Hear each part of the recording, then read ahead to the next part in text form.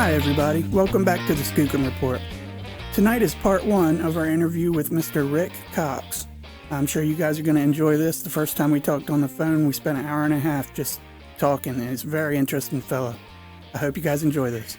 We're here with Rick Cox on the Skookum Report. Rick, how you doing this evening, sir?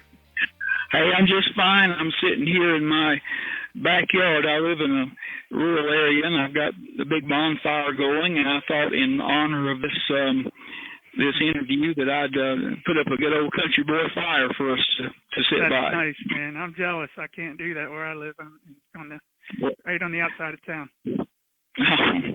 Right on the entrance of town, I should say. But, yeah, my parents and my family, they all live out in the country. They do that, but I miss that. Yes, indeed.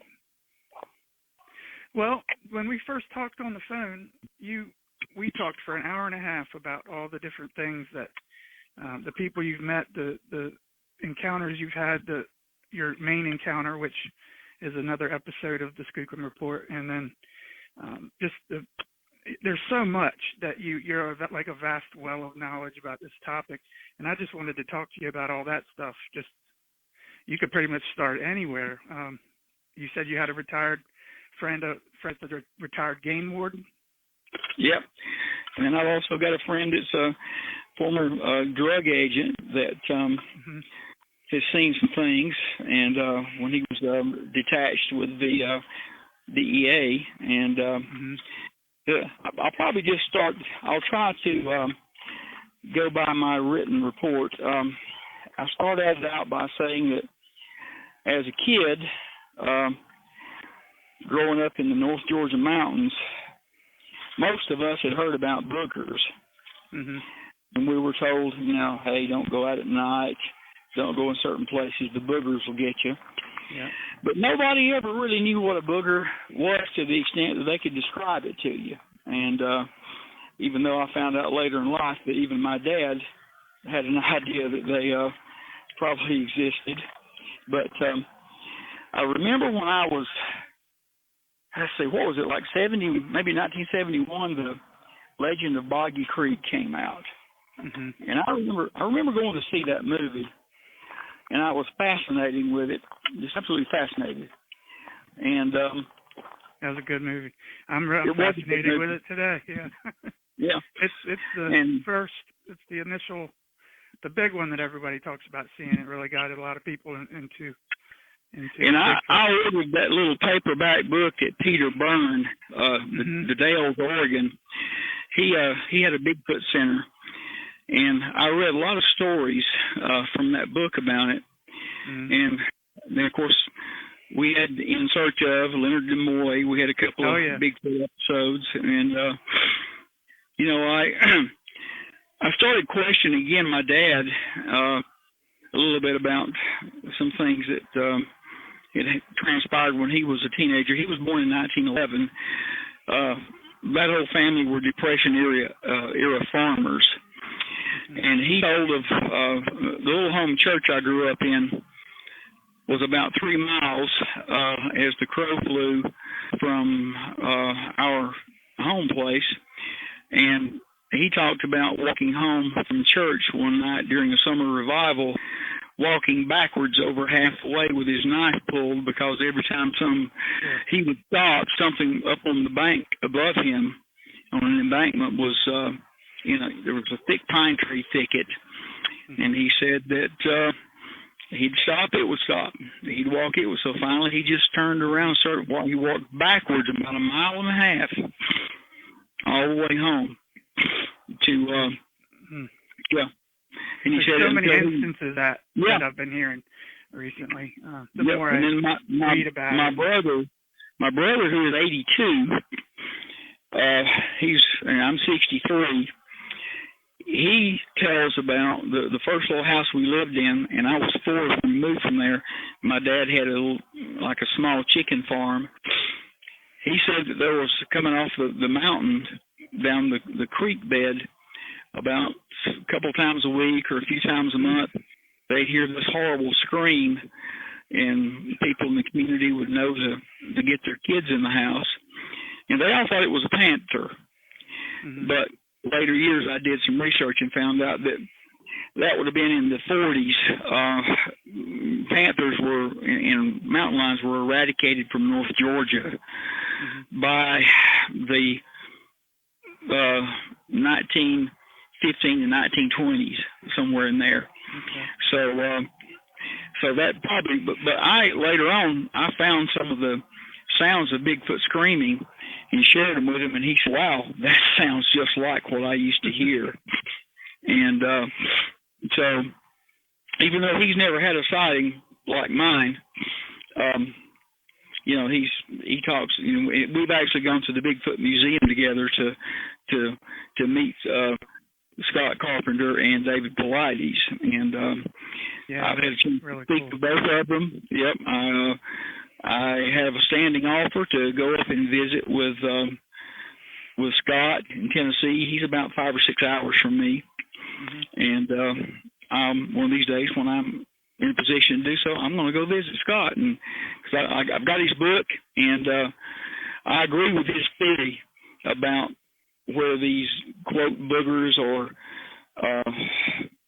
cryptids or Nephilim came from. Look back in the Bible. Look back to the fallen angels. Yeah. And you know, I'm fascinated with the Book of Enoch and the Book of Giants, Jasher and Jared, and so. Hey, you know, what can I say? I've become, especially after I became retired, but let me digress a little bit, and I'll jump into what led up to my big sighting that changed my life. Okay. 1973, we were living in the foothills of the Appalachian Mountains in Georgia, and one evening my mom came home telling this incredible story about a game warden that had gone out to supposedly watch for poachers, and he had signed off the radio before midnight and told them the area he would be in, and he was going to be out until, you know, probably 3 or 4 in the morning to see if he could catch any illegal hunting. Well, he just disappeared. Nobody found him.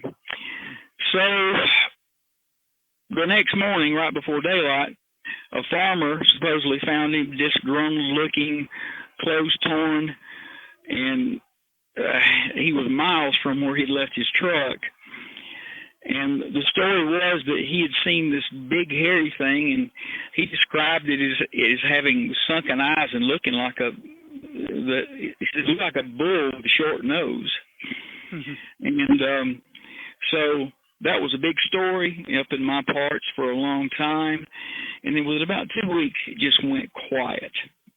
And nobody knew anything about it. Nobody heard anything. My theory is they probably, you know, the guy either went cuckoo and they had to retire him, or, you know, okay, if you want to keep benefits or keep your job, then you've got to go somewhere else and you've got to keep your mouth shut, because I'm that old story. Yeah, I'm an extreme believer that our government's in on this. Oh, so, yeah, me too. Yeah. So let's fast forward about a year. So March of 1974, I'm 15 years old, and we're out riding the back roads in Dawson County, Georgia, near the Amicalola River, which feeds off of Amicalola Falls, which is the official beginning of the Appalachian Trail. And there's 4 of us, and one guy, we're all 15 except the guy that's driving. He's about a little over a year older than the rest of us. I already had a driver's license. So we've got this old diesel flashlight, and we're out there doing our thing, and we come to a crossroads where if you turn left, there's a church, an old Baptist church, and that road leads you down to the Amicalola River, which is fed by Amicalola Falls, which is at the Appalachian Trailhead.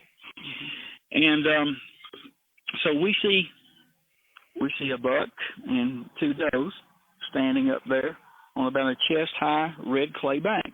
If anybody's ever been to Georgia, you know that red clay here, if it was worth what gold is worth, we'd all be rich, because it's everywhere. Yeah. So anyway, we sitting in the back seat with me was one of my friends who, his family were actually a family of poachers, and we got out there, and he He says, that's odd. He says, those deer are just standing there watching. He says, usually after they see you for just a few seconds, they take off. Mm-hmm. And that's an important point to remember, because we got out and we were talking and just shooting the breeze and had that big flashlight. And probably less than a minute, I'm going to say 30 to 40 seconds after we got out of the car, we're at an intersection. To the right is an old dirt road. It's still there, and there's still been nothing built in there. And on the left side, of course, is the church that leads down to the big river. And a few seconds after I got out of the car, I heard a big crack and some noise. Mm-hmm. And I looked over my right shoulder and I looked at my buddy, and his words were, quote, "Oh shit, I bet that's a game warden." Mm. And I said, "Ain't no game warden making that kind of noise," because you'd figure they'd be trying to sneak up on you. Yeah. And so my two friends in front were fascinated watching the deer for some reason. And then about that time, I heard audibly footsteps and some crunching of some brush or, dry, because this was March and, it was still pretty cool in the mountains. Mm-hmm. Not a lot of greenery out. And so I look over my right shoulder at about a 45-degree angle from 75 to 80 feet away. Oh, my Lord, and as I tell you this, and every time I really get into this story and try to mentally get into it, I can get chill bumps. Mm. Something big and tall that was not a man and was not a bear took two steps, and it took one step down, landed in the middle of that road, took another step, and went up on the bank. Yeah. And it crossed that road. So you're looking at 1 second probably that I actually saw it.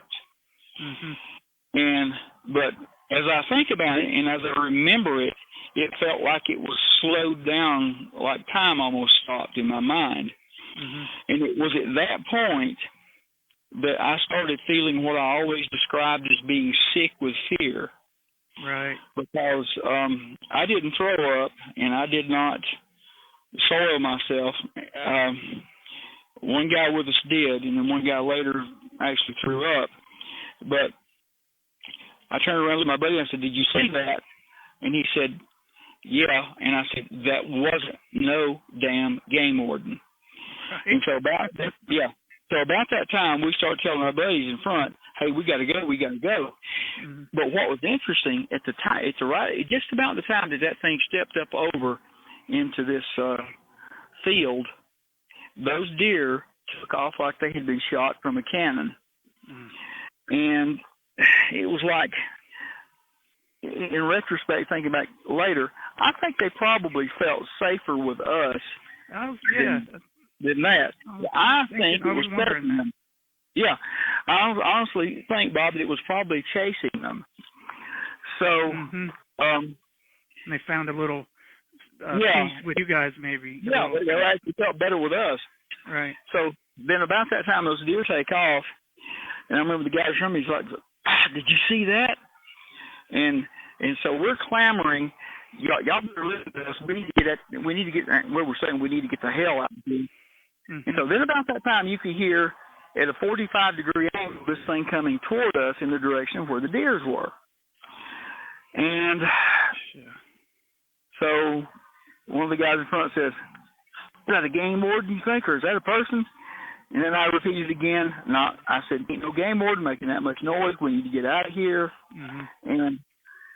And I'm not even thinking in my mind, I've read the Peter Burns book, I've seen Boggy Creek, but in my mind, I'm not registering Sasquatch, Bigfoot, because at this point in time, I'm terrified, and I don't know what the hell it is, and I just want to go home. Right. Ain't that something how people, the armchair quarterbacks, can say what they would do, what they would have done, and why didn't you do this? And nobody really knows until they go through it, from what I kind of and you got to remember, this was 1974. Camera technology was ancient, and there were no cell phone cameras. Didn't exist. So anyway. Not to mention infrasound, if that's what you think it might have been, as far as you guys Exactly. feeling nauseous and sick and. Yeah. Oh, I mean, I felt completely. It was like the fear I felt was almost debilitating. It was very difficult for me to even move. And so the guy that's driving, he's older than the rest of us, and I don't know whether he wanted to show out or whatever. He had this little .22 pistol with him, and so he goes and pulls it out. And so by now, the guy that's in front holding the big D-cell flashlight, he's saying, "Hey, we need to go." And so this thing walks up to behind a tree, and you can see it, the outline of it. I can't see a face. I can't see the details. I just know there's something that's big that's just walked up and stopped right behind the tree. And so the light is shining on it. And so now my friend and I, we got our one foot back in the car saying, let's go, let's get the hell out of here. And finally, my friend who's in front holding the flashlight, he's inching back toward the car. And you can see the outline of this thing because it's roughly 40 to 45 feet away from us. Wow, that's close, man. Yeah, a little too close considering. And so, and there's a barbed wire fence that's probably halfway fallen down that was there. And so we, so about that time, my friend, he reaches back in for some reason in his car. He gets this little rinky-dink .22 pistol that I would have been afraid. I'm former law enforcement and military, and thinking back over it, I'd have been afraid to shot that thing. I'd have been afraid it would have blown up in my hand. Yeah. Oh, the gun, you mean, from being... Yeah, his little Saturday Night Special type .22 pistol, Bob. Yeah. So anyway, he audibly says, "Who are you? Tell me who you are, or I'm going to shoot." And I'm thinking to myself, "Oh my God, what a bad idea!" Right. Yeah, and it's just, and so me and the guy behind us, you might be throwing rocks at this thing. Yes, exactly. So we're already in the back seat, and my buddy that's in front of me, riding shotgun, he has already put one foot back in the car, and he still has the flashlight shining up over the open door in the direction of what's going on. And so my friend that's driving, the one that's older than us, says, "If you don't tell me who you are, I'm going to shoot." So he fires 2 shots above its head and immediately throws that pistol into either the seat of the car, the floorboard, or whatever, and we take off out of it. It's an old Pontiac GTO in 1969, and that thing was really a haul. Remember how we slid out of there, squealing tires and hey, can I ask you something real quick? I'm sorry to interrupt you. Do you have a radio or something on? There are some cars in the distance. Okay. I'm a few miles. I'm about less than a mile from the main road, but it's kind of busy. I'm rural, but I'm also close to a major road, so that's okay. Yeah. So I do have some traffic that's going by, and somebody was getting onto the. I don't want you to lose your spot because I interrupted you. You said he threw the gun on the floorboard.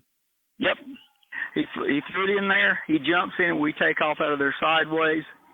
We drive about 3 miles back to the main road where there is a little gas station. Back in those days, you didn't really have convenience stores. You had gas stations, and they closed at 6 o'clock or so, and so we stop there, and we're all clamoring, and he's still not talking. And so finally, he gets out, and he goes and gets a Coca-Cola, and he's standing up in front of the hood of the car like he's about to throw up, and he did throw up a little bit, and drank a Coke, he got to feeling better. And so we're trying to talk, and then the guy that was in front that had this whole flashlight says, quote, "You saw its face, didn't you?" And all he said was, like that. And so then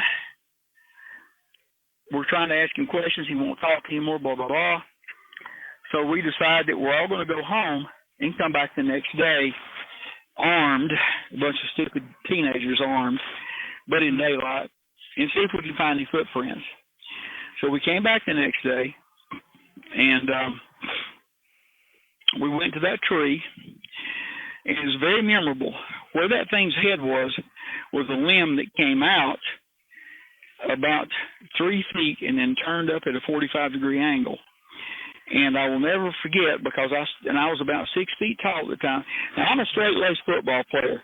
No drinking, no smoking, no marijuana. You know, I'm about as,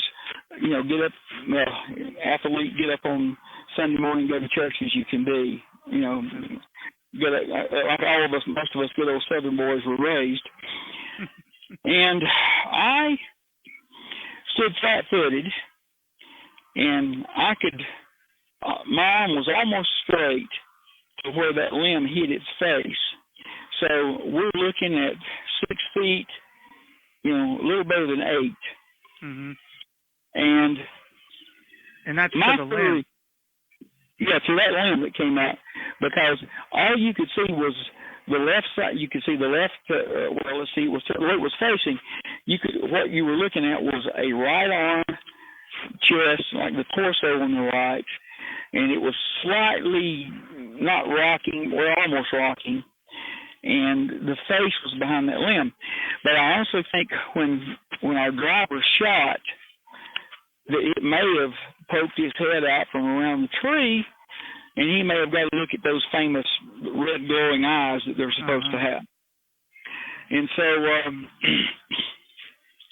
we, like I said, we went back the next day, and we couldn't find tracks. We could find where it had been disturbed there, and we, looked at it in daylight, and then we told a few people, and we got ridiculed, and found out what it was like to tell a story like that, and so we just let it go. And I never will forget my mom saying, yeah, y'all been misbehaving. That was probably the devil or whatever. And, I never will forget that. So that was March. If your buddy did see his face, that's probably an image that's burned into his brain permanently. Oh, that's exactly why to this day he won't discuss it when I ask him about it. Yeah, I was getting to that. So I went a while without seeing him, and so it was the summertime when we were having a revival in my church, which, as the crow flies, was about 1.5 miles to 2 miles from there. Little home Baptist church up in the mountains. And so there's this, I grew up in Pickens County, but right on the Pickens-Dawson County line.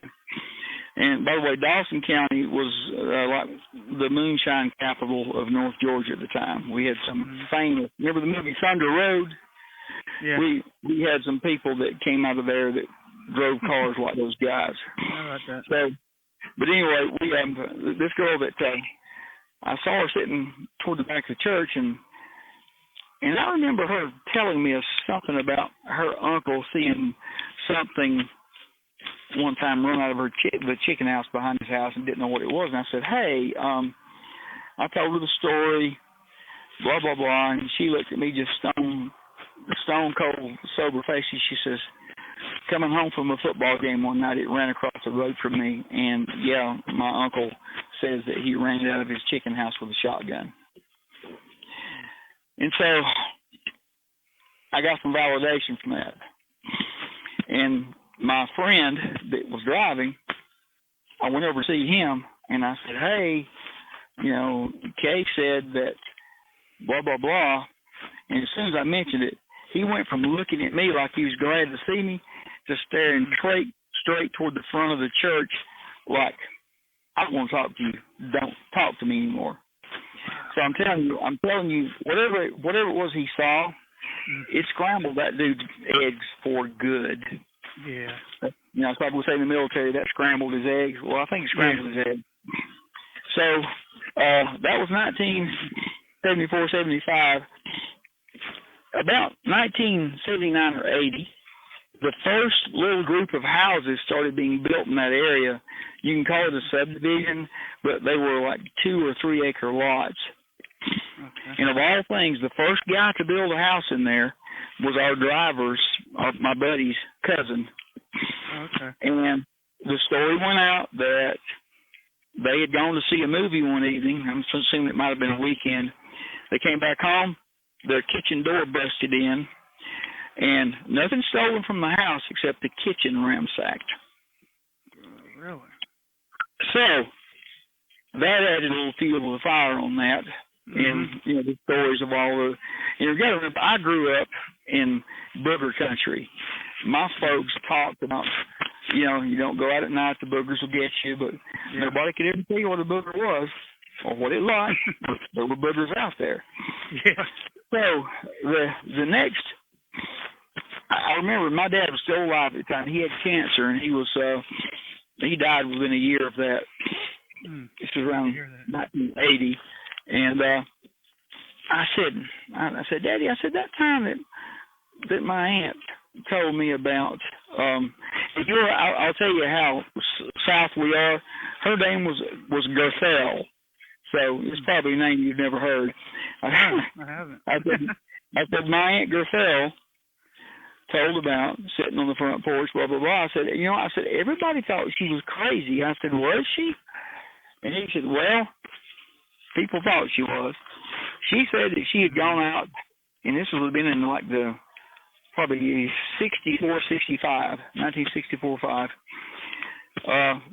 over the screen door behind her, over her right shoulder, my uncle was sitting in there watching black and white TV, and she was sitting on a porch, and 2 or 3 miles as the crow flies from where our incident happened, they lived at the foot of a mountain, up on top of a hill, and there was a little, I don't know, an alleyway between the mountain where it started and the edge of the house or the side of the house, which was probably about 4 feet wide.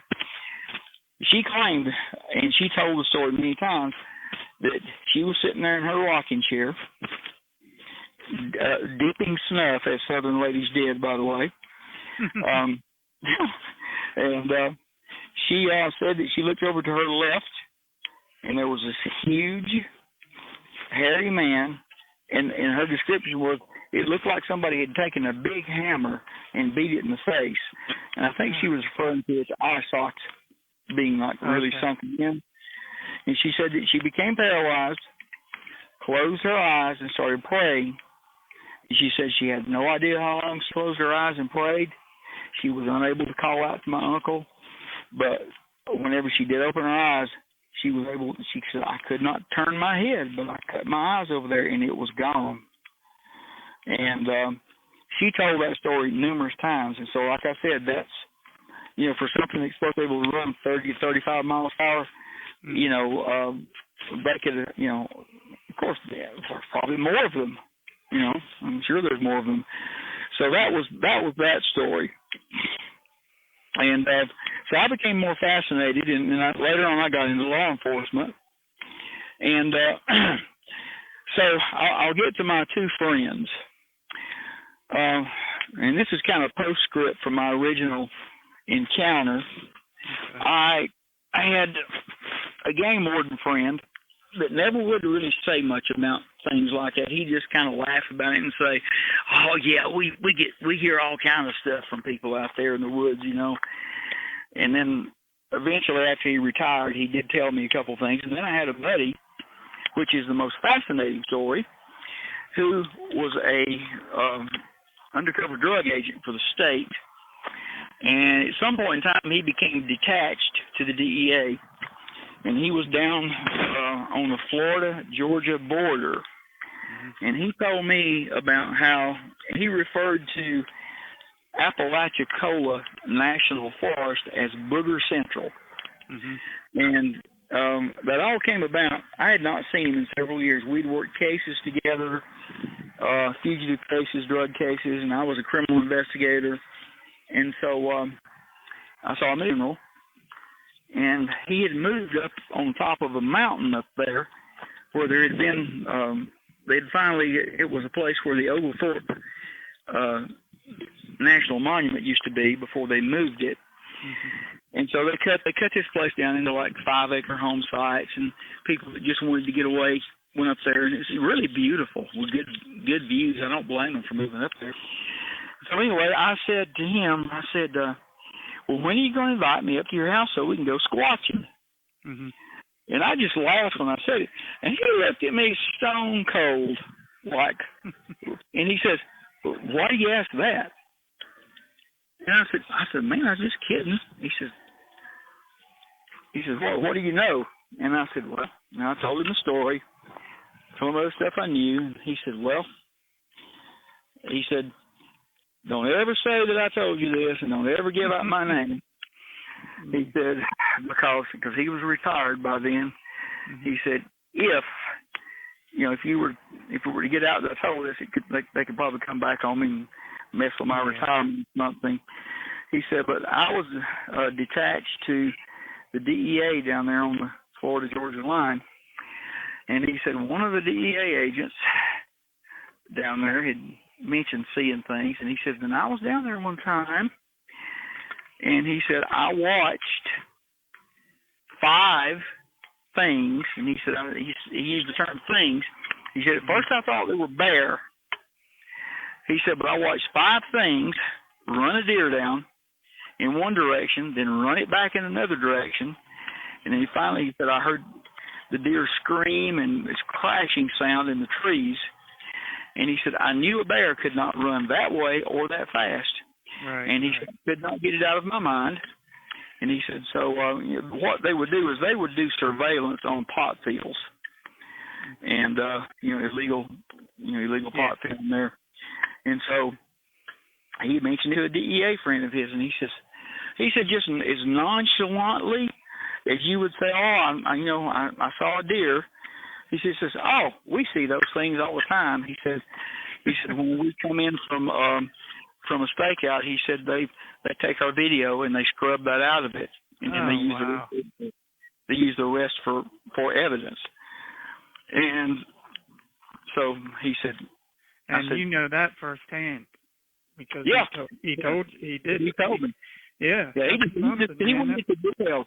Bob, he went into detail. He said he saw a deer come flying by. He was in a blind, about 150 yards or so from a grove site, and he said he saw this thing come. And it was like pine trees, semi-swamp. Kind of. I don't know if you've ever been to down around Florida, but right when it's down to the Georgia-Florida line, things. They transition from those Georgia pine trees into sort of the Florida swamps, and that was the terrain. And so he said that I thought it was a bear. He said, but my God, that bear could run fast after that deer. And he said, then here come another one. And he said, then the next thing I know, he said that deer had turned and went back in another direction. It was like this big field. And he said, next thing I know, I hear this crashing in the trees. He said, it's an audible scream of the deer that lasted about a second. And he said, and that was it. Mm-hmm. And he said, saw 5 of them total. And so we got into this long dissertation about this. And he was just like, yeah, man. He says, they don't think that much about them. He says, they just accept it. And he's like, yeah, man, these things are out there, but the government don't talk about them, blah, blah, blah. Right. So, it took me probably, here it is. I'm 63 years old. I was 15, so it's way over 40 years. It took me until only about 5 or 6 years ago to find groups and people where I could openly discuss this without the ridicule that I once went through. Right. Oh, you're crazy. You're stupid, man. What were y'all on? Blah, blah, blah. And so, man. Yeah, I know. And it's not healthy for anybody, but no. It's bad enough that you got to deal with what has happened and what you've seen. You got to mentally deal with that. It's traumatizing. If you haven't seen this and you haven't felt that paralyzing fear, it's like I said, this is an important phrase to remember. Sick with fear.